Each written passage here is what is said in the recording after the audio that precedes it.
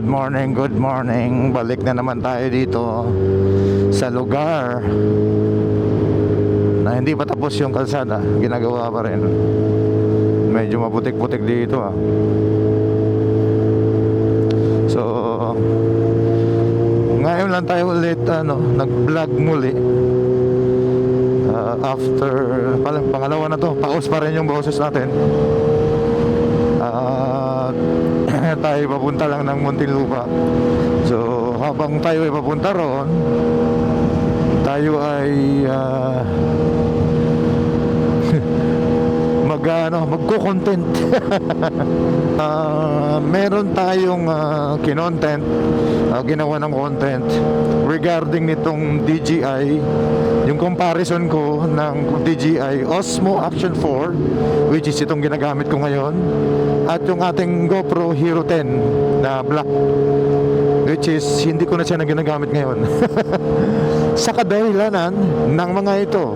So panoorin ninyo yung tong video na ano ko rito, ilalagay at ating i-upload about sa comparison natin ng DJI at ng GoPro. So panoorin nyo guys. So for today's video, ang ating i-content ay itong comparison ng GoPro. Ito, GoPro Hero 10 to. Itong atin. Ayan. And then dito sa versus dito sa DJI Action 4. So unang-una, ayan, makikita nyo or hindi ko lang alam kung ma-identify nyo, no? Mas malaki itong GoPro in size compared dito sa DJI na Action 4. Kaya itatapat natin, mas malaki talaga siya na bahagya.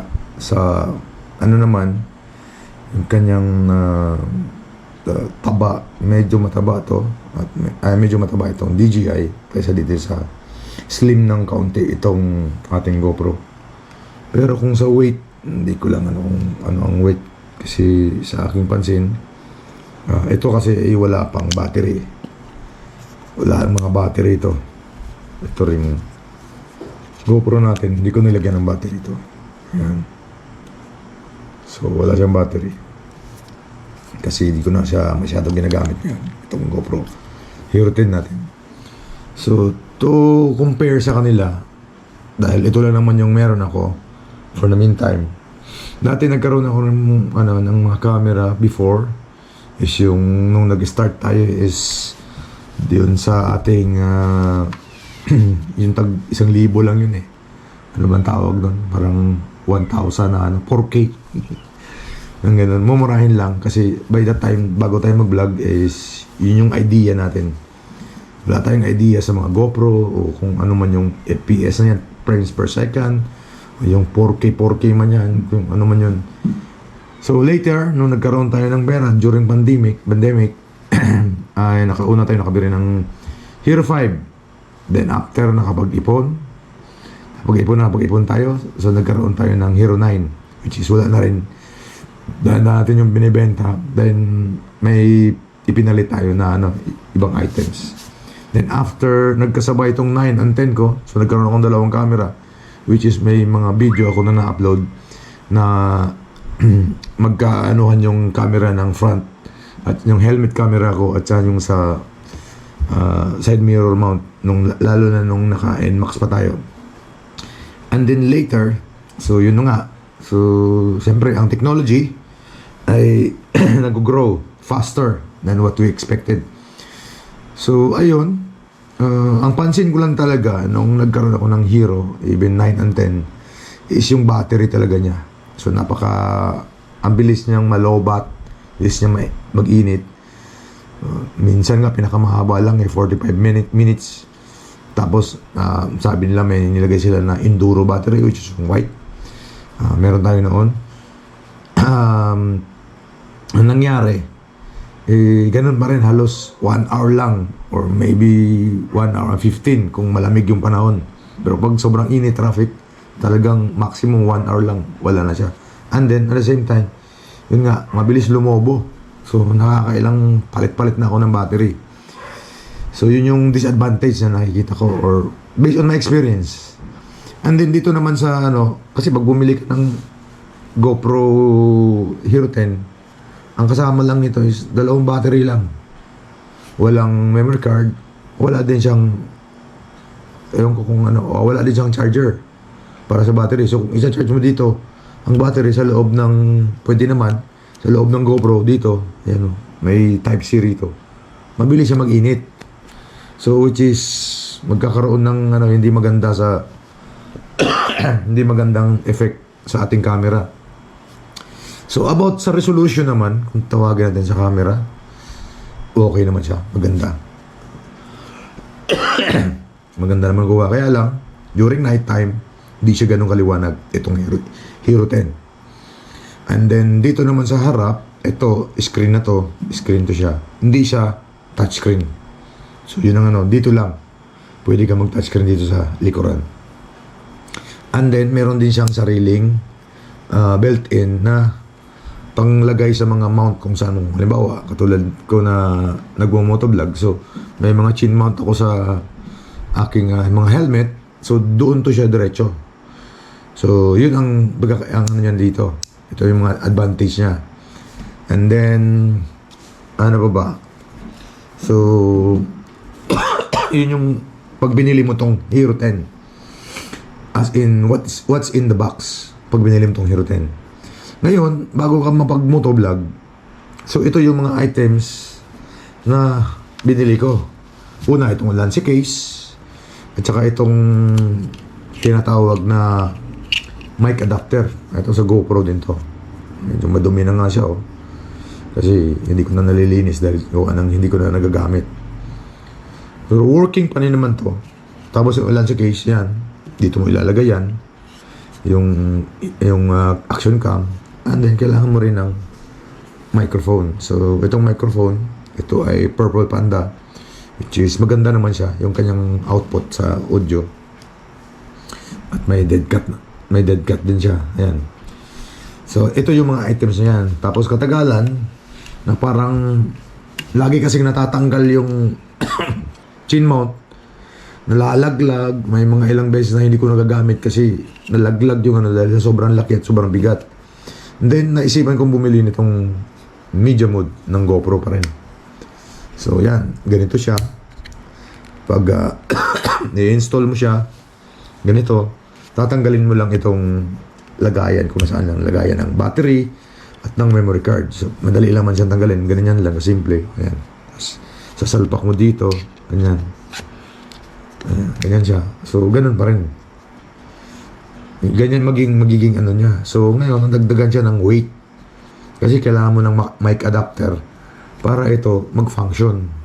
Kasi ang GoPro kasi wala silang wireless na microphone. At wala din siyang built-in na wireless connected to the microphone. At halimbawa, bibili ka ng wireless na ibang item o ibang brand, hindi siya compatible dito kasi kailangan mo siyang may app siya rito o may program siya rito sa loob ng mismo ng Hero 10. Kaso wala. So, yan ang nangyari. But by the time na nilabas nila itong mga action cam na to ng GoPro, so hindi pa ganun ka ang technology. Kumbaga, yung sinasabi nating competition ng mga technology ng mga action cam. So, lumabas ang Insta360, yung mga Insta na action cam. So, nagkaroon sila ng competition. Kaya lang, ang price nila medyo magkalayo. Yung price kasi ng Insta, masyadong pricey. So, alam mo naman ang mga motovlogger sa atin, kung hanggat maaari, or kung wala kang ganong kalaki ng amount of budget para mabili mo yung isang item, so mahirapan ka talaga. Lalo kung ang mo lang ang income mo lang ay daily ka lang. Wala kang ganong kalaking Hindi, kahit ako, hindi, parang para sa akin, hindi siya advisable sa akin, para sa akin, hindi ko siya may recommend na magiging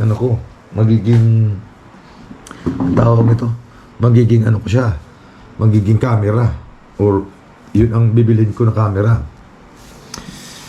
So ayun na nga, itong content na to ginawa natin is for para lang dito sa Action 4 na DJI at sa GoPro Hero 10 ko, kung saan ito yung meron ako for the meantime. So kung ano mo sila, kumbaga, kung titingnan mo or himay-himayin mo siya isa-isa, ang Action 4 or ang DJI, kung hindi natin isama ang battery kasi wala namang battery dito, ito lang yung item niya. Ito lang yung item niya, dalawa. Ito, napakaraming item dito sa GoPro. Kung mag-uulan si case ka, magkakaroon ka ng itong tinatawag ng mic adapter bago gumana ang audio dito. Kasi hindi ka makapag-perform ng tamang audio, lalo kung nagmo-motovlog ka, nang wala itong mga ito. So ngayon, pinasimple ko, bumili ako ng media mode. Yan, tabi natin to, media mode. So ito, yung prices lang nito, kung iisipin mo. Sa pagpalagay na natin, nung time na binili ko to, nasa mga 25 o 26,000 ang Hero 10. Media mode 5,000 to 6,000. So magkano na? 30 plus. Ito pang Purple Panda na mic nasa mga 3,000 plus. Hindi magkano na yun? So 25 or 26, pagpalagay natin 26. Ito ay 6. So 32 plus 3, 35. Ito, nabili ko lang to ng 18,000. Tapos ito, 2,000. Ano na siya? Yung microphone to ng DJI mismo, yan, no? DJI tatak, compatible, napakadaling i-pair. Bluetooth ka na, naka-wireless na. So, na-try naman natin. Medyo ang pakinig ko, based on audio, is mas maganda pakinggan itong mic ng or ang audio na output ng GoPro kumpara dito sa DJI, kasi sa aking tenga, base sa aking pakinig, ito ay parang stereotype na audio. Ito naman ay mono. So ibig sabihin ng mono, medyo manipis. Ito, medyo makapal yung kanyang, parang may pagka-bass ang dating nito. Ito medyo may pagka-manipis. So kung ang salita mo ay may S sa dulo, so mas siya, parang matalas o matining, parang gano'n ang dating. Ewan ko lang, baka may ibang word na pwedeng gamitin. And then yun nga, tulad ng sinabi ko, kahit itong mic adapter, nasa 3,000 din to, mahigit. Tapos ulan si case, mura lang to, nasa mga 400 pesos. Pero kahit na idagdag mo yan, tapos may microphone ka rin, bumibigat siya. So,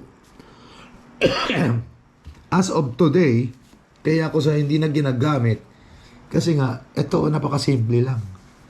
Dalawa lang, ikakabit mo, ilalagay mo rin sa helmet, makapag-vlog ka na. Tapos at the same time, ang lifespan ng kanyang battery ay medyo matagal. Umaabot na ng mga 2 hours.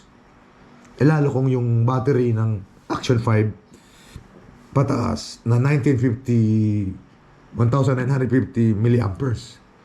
Ito kasi 1,720 yata. Pero again, ang battery niya ay umaabot ng 2 hours. Pero pagpalagay natin, ang setting ko noon ay 1080. Ito mga to, lahat pare-parehas naman to sila. 1080-60. Parehas tong mga to. 1080-60 yan. Parehas ang setting nitong GoPro ko at ng DJI. So ngayon, kung aanuhin mo, madali siya. Tapos, pangalawa, pag halimbawa, gagamitin ko siya sa motor, ilalagay ko doon sa harap ng motor na nakaharap sa akin yung camera, madali ko siyang tanggalin. Kasi quick release yung nito. Yung kanyang parang paan nito. Hindi katulad dito. Tatanggalin mo ba yung screw bago mo ilipat? So, kumbaga, kung iisipin mo, napaka-konti at ang daming ilalagay mo. So, kung iisipin mo siya na sa amount or sa value o sa price, medyo mababa ang mo rito pag bumili ka ng DJI. Mas mura siya kung isipin natin. Pero Actually, hindi pa rin mura yung more than 20,000 eh. Kasi kung i-plus mo to, 18,000 plus 2,000, so 20,000. Eh, ito nasa 35,000 lahat. Ito, hindi kasama to. Ito lang. Yung media mode, itong camera, at saka yung microphone. Bago ka makapag-vlog. So ngayon, kung nagtitipid ka, alisin mo tong media mode, ito ang bibilin mo. So medyo makakamura ka kasi 3,000, tapos 400, tapos 3,000. Nasa mga wala pang 35, minus 5. Sa mga 30. Again, mas mahal pa rin compared dito. Kasi 20 lang, tapos 30. 10,000 ang diferensya. So, yun yung ibig ko sabihin na kung pag-uusapan natin ay sa presyo, medyo mas mura. Tapos, yung operation niya, yung paggamit mo, matagal. Eh, yung quality naman nila ng video output, eh halos parehas lang. O, magkakatalo sa audio. Napapansin ko yun. Kasi may, kumbaga, nag-edit din ako using dito. Dati, mas maganda ang audio nito compare dito. Kasi nga, naka-wire to. Yun din naman lahat ng ano eh, kahit sa microphone na iba, ganun din na magkakaiba. Pero again, kung pag sinasabi nating price-wise, siyempre, yung mga tao din, kahit pa paano, yung amount ng 10,000 o 5,000, malaking bagay yun. Hindi mo paano yun, hindi mo kikitain ng ganun-ganun yun ng ano. Kailangan paghihirapan mo yung amount na ganun. So, yun lang yung masasabi ko na, parang, konti ng ano ba? Yung parang lumiit. Kaya no, kung comparison na nga, ayan eh. Oh, ayan na yun, para gumana. Yan siya, para gumana yung magiging, ano na, meron na ka ng video, pwede ka na mag-motovlog. Gagana na yan siya. So, yan yung ano niya, comparison between DJI and GoPro. So, yun nga, tinitingnan ko parang kasi ngayon may bagong labas ang DJI, which is yung Action 6. At may mga nakaan na rin, may mga nakabili na rin noon, at may nag-vlog na rin regarding doon sa action cam na yon. So, ako kasi, di kasi ako kaagad yung parang kung ano yung nandoon kaagad sa, or yung bago, yun kaagad ang ano, pinapaano ko pa yan eh, pinag-aaralan ko pa siya. Kumbaga, tinitingnan ko kung hanggang, kung ano talaga ang disadvantage and advantage yan. Kasi ito, binili ko to, may Action 5 na. Tapos later, nagkaroon ng Action 6. So, yun ang tinitingnan ko, pinag-aaralan ko na maigi. And at the same time, so since sa akin naman, hindi naman ako ganun ka, or anong vlogger, hindi naman ako ganun kasikat, at hindi naman din ako ganun kasipag mag-upload. Kasi nga, for so many reasons, na kadahilanan, tulad ng hanggang ngayon, eh, paos pa rin yung boses ko, di pa rin magaling. So, yun nga, dahil sa sakit ng ubo, lagnat, so, yung virus ay matindi. Kaya ganun. Anyway, ito namang ginawa nating video is para sa mga viewers natin na mabigyan sila ng paano mamili. Kasi at the end of the day, tayo mga users o tayong mga buyers, tayo pa rin ang mamimili kung ano ang nasa puso natin at anong nagusto natin. Pero kung hindi tayo nagka-canvas or hindi natin pinag-aralan yung pagbili ng isang bagay, mapupunta sa sayang. So, bago tayo bumili ng isang bagay, at least makita muna natin, napag-aralan natin ano ang advantage and disadvantage ng bawat isa. So, sana yung naipaliwanag kong maigi o naipaliwanag ko sa inyo yung karapat-dapat na dapat yung marinig o dapat yung hinahanap kung ano ang pagkakaiba in between DJI and GoPro. Again, this is DJI Action 4 and this is GoPro Hero 10. At ito lang po ang aking kumbaga ang aking preference or ang aking based on my experience, itong binibigay kong hindi naman to tinatawag nating brand wars, but ito lang po kasi po yung meron ako na dalawang action cam, at ito yung kakayahan ko lang na makapag-compare sa dalawang camera na to, which is sa akin mas gusto ko tong DJI Action 4 kasi base nga sa aking experience at base sa napakakonti na ng kailangan ko. And then at the same time, yung battery lifespan niya, matagal, mahaba yung ano niya. long lifespan ng battery. And then ito naman ay nagamit ko din naman, napakinabangan ko din naman. May magandang ano, bro, siyempre, as the time goes by, we're moving forward to 2026, ang technology nag-grow din. So, sana itong video na to ay nakatulong sa inyo para makapag-decide kayo doon sa mga gustong mag-vlog o mag-video o kung ano man, kung saan man nyo gagamitin yung action camera. Ay sana ay nakatulong sa inyo itong video para kayo mamili or makapag-isip kung alin dito sa dalawang ito ang nasa puso nyo at nasa isip nyo at yung gusto nyong bilhin. Saan kayo papunta to? Basketball? Ay, mga ano ah. Kasiwan!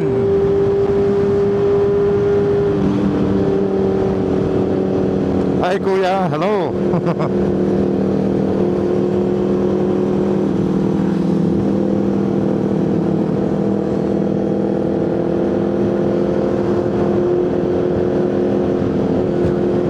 So yun na nga no, tapos meron din tayong ano, video clip kung saan ay ginamit natin sa gabi, kung okay ba, kung ano ang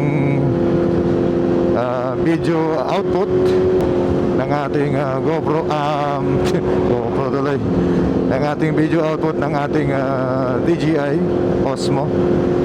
So ibablast din natin dito ang video clip, panoorin nyo.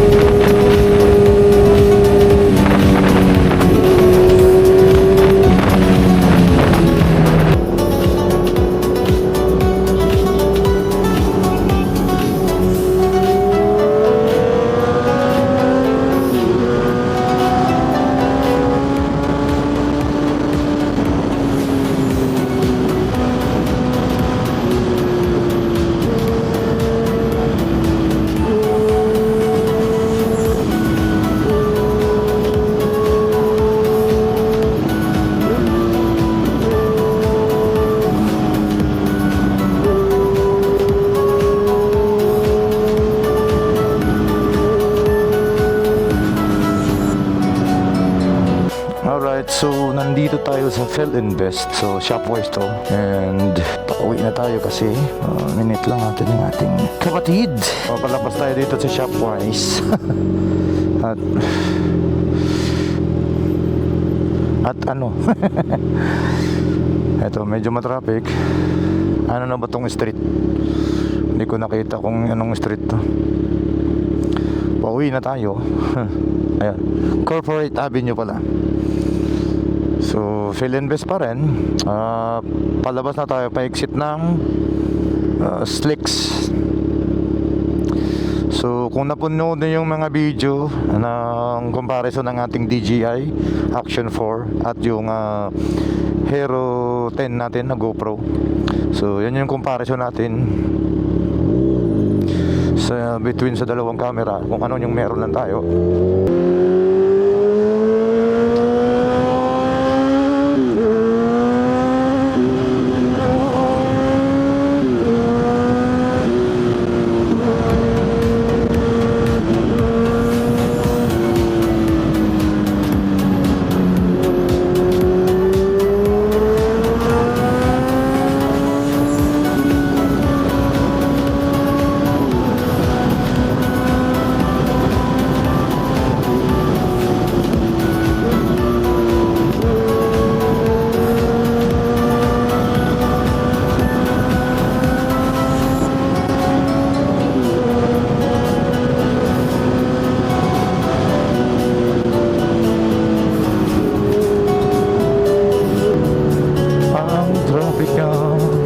Matraffic dito si medyo sa may Slex na paliko papuntang MCX from dito sa Alabang sa likuran. Alright, so dito natin tatapusin ang ating video for today sa comparison natin ng ating DJI Osmo Action 4 at ang ating GoPro Hero 10. So sana ang video na ito ay nakakatulong sa inyo para makapag-isip at makikita nyo rin yung difference. Malaking traffic at may mga ginagawa dito. So naantala ang ating pagsasalita at pagpapaliwanag dahil sa traffic dito. So sa lahat ng ating mga viewers, followers, subscribers na tumatangkilik at nagnunood sa ating mga video at vlog, maraming salamat sa inyo. Ano to, Jaguar? Jaguar, Porsche pala. Wow. Nagulat ako roon. Bago natin tatapusin ang ating vlog, ito si Richard na nagsasabing Babush! Ito Babush! Hanggang sa muli!